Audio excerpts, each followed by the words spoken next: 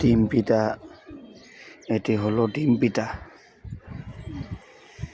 আর তারপরে বানিয়েছে মুরালি, মিষ্টি, নাড়ু, আরও অনেক কিছু মিক্স করা আছে, সেগুলোর আমি নাম জানি না। তারপরে আছে আপনার ডিম পিঠা,